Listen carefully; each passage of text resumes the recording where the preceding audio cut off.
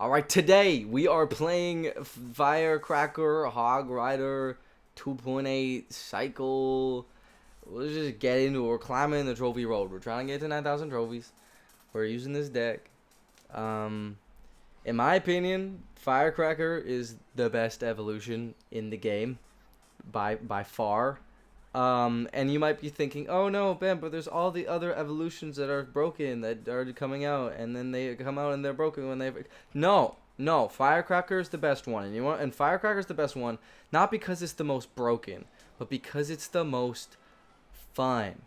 I personally think Firecracker is one of the most fun evolution cards in the game, and not only that, I also think it is just very useful.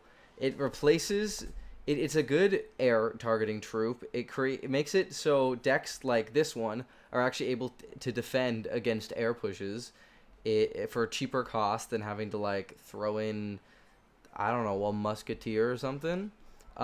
This game is starting off horribly. I just am not acknowledging that and am ignoring my failures. But I just see. I'm just saying it's just the perfect evolution. It changes the way the game is played. It's a little bit broken, which is kind of the point of evolutions, but it's not too broken to the point where it's like not fun to play against, in my opinion. I like playing it. I like playing against it because you can still take it out pretty easily with like a couple spells. But you know it's not gonna like destroy your whole day if you don't. Anyways, we're gonna opposite lane him here, um, and that's why I think it's the best evolution. And you can fight me on that. You're gonna lose, and you'll be wrong, but you can fight me on it. We're just gonna see. Watch this. Watch how this Firecracker just utterly demolishes everything he has going on right now. Okay, watch that. See what I mean? Just takes it out. I mean, the knight did die, but we're not gonna think about that. We're not gonna think about my failures. We're gonna focus on the positive mental attitude. That's what's important here today.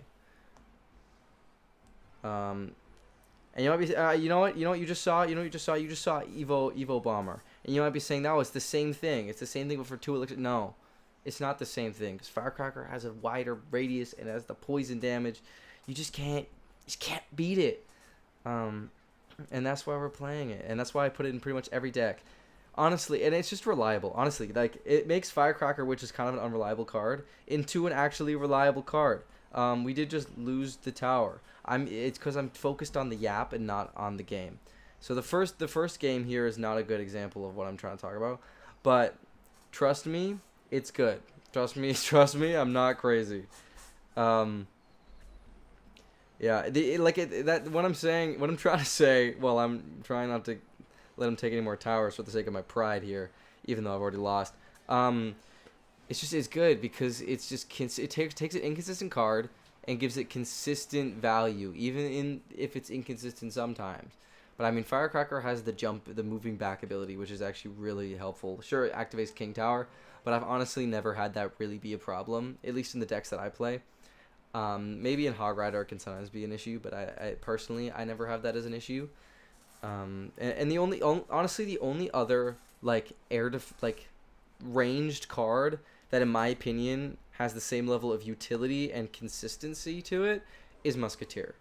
Not Evolution Musketeer, just regular Musketeer. I don't use Evo Musketeer. It's probably objectively better.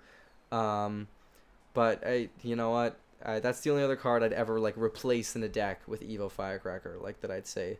And Musketeer is a good card. Like it's one of the best cards in the game, always has been, and now it is an evolution, so it will continue to be. But yeah, I just like this card. Just lock in here for a second. This might not seem like an intense defense, but the princess. I just want to kill the princess. Okay. Okay, we're good. We're gonna Hog Rider, even though we don't have a lot of elixir, because he just spent a lot of elixir. So hopefully that'll get some damage. And we'll be able to defend whatever he places. Okay, Mini P.E.K.K.A. I don't know really what he's playing. It's some sort of log bait, but he has Mini P.E.K.K.A. So like I guess Mini P.E.K.K.A. log bait. Firecracker I guess makes sense. It dies to my log because this is 8,000 trophies and not top ladder, or like people still have low level cards.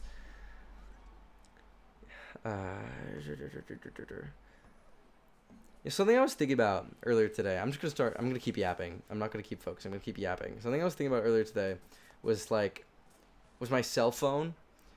I don't start work for another couple days, and while I'm at home alone, just wasting away my like slowly draining my life away, I'm realizing I'm spending a lot of time just sitting on my phone or like sitting on YouTube or something like that. And like I notice the days that I'm spending on my phone, I'm like way less creative. I can't think of video ideas. I can't think of like I write music. I can't think of song ideas. Like my mind. Also look at that value right there. That's what I'm talking about. But you know what I'm saying? Like I just feel like when I'm spend a whole day on my phone, I'm not creative. But then when I like am actively doing stuff or like when I'm bored, I don't see that problem. You know, like I feel like I'm more creative when I'm bored. And you know and I think that's science because I remember I watched a TED talk, not that, like a little while ago. I don't know. I don't remember why I watched the TED talk, but I was watching a TED talk, and in that TED talk, the guy was talking about like how creativity comes from boredom, and like one thing he did every single day was he spent an hour just doing nothing. He would like sit and watch a clock, or like he would just sit in silence. Like it was like he'd basically do nothing, but he found his productivity and his creativity would increase like slowly over time. The more he did it, the more he found himself like being productive and being able to keep. And I think that comes back to another thing that I learned quite a while ago, like another science thing about like your dopamine baseline. Like we all have like a baseline for the amount of dopamine that we need to like not be like depressed and functional. And the more like dopamine we get from all these like TikTok and video games and YouTube and stuff, like constant hits of dopamine raises the baseline of dopamine that we need. Like, and that comes to things too, like when you're listening to music while playing a game or like eating cookies while watching TV. Like that increases that baseline of dopamine. And I think like that guy spending an hour a day just doing like nothing, um, like changes that and like helps reset that maybe. I'm like I mean he's the TED Talk guy. He probably would have known. I don't fully remember what he was yapping about in that TED Talk, but like that's just something I was thinking about because I'm struggling with that a lot in my day to day, is like the amount of time I spend on my phone. But I'm so dependent on it. Like I'm finding I can't not do it. Like even when I try to, I know, delete apps on my phone, like I just find my brain is just requiring some sort of attention at all time, and like needs me to be doing something to stimulate it. I don't know. It's kind of messing with me a little bit. Like I feel like, I mean, here's another thing about me. I have trouble sleeping, and I can't sleep without watching like a YouTube video before I go to bed. And I've been that way since I was like, I don't know, in elementary school, like since I was like a little boy. Yeah, YouTube's been around for as long as I've been alive. But like that's just a fact of life for me, and it's because it's such a habitual pattern that I like literally don't think I can break it. Like sometimes I try to take melatonin, which does help, but like I also don't want to necessarily be dependent on a substance, because that in its own right kind of scares me. Like I don't know. I know melatonin's like a hormone and not actually like that bad, not like bad for you or anything. At least I don't think it is. Don't quote me on that. I'm not a doctor.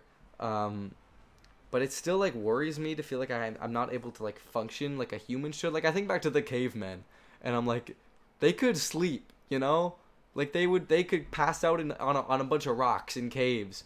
I have a nice bed, and like an air conditioner near my room. It's actually not doing it. We're in a heat wave right now, and it's really not helping because I only have one in my apartment unit, and it really doesn't reach my room. But anyways, the tangent aside, like with cavemen would literally survive on rocks, and I can't fall asleep in a nice cushy bed. So I don't know. I don't know what's wrong with me. Again, I think it's the way the phone wires our brains to like constantly be seeking it, and it's overstimulating, and I don't like it, and I want to fix it, but I don't know how to fix it. I mean, I own a flip phone, but I feel like the utility of a cell phone is almost too hard to give up. Like I'm terrible with directions. I need Google Maps, man. Like I'm gonna get lost somewhere, or like even like Uber Eats if I'm having like a rough night and I just want to order in, you know. Like also that was like so many firecrackers on the board there, just proving how good firecrackers are because they avoid death all the time. But like that's another thing. Like I don't know. Like if I want to use Uber Eats, I can't use Uber Eats if I don't have a phone. So I don't want to switch to a flip phone because I'm like, I don't know if I'm ready for that. But like at the same time, I'm like, I feel like it's ruining my life and like ruining my ability to get things done and be creative and like focus on stuff. Like I feel like I don't know. If you relate, say in the comments below that you relate to this problem. I think literally everyone born in the early 2000s can relate to this problem, and even before that. Honestly, millennials probably do the same shit.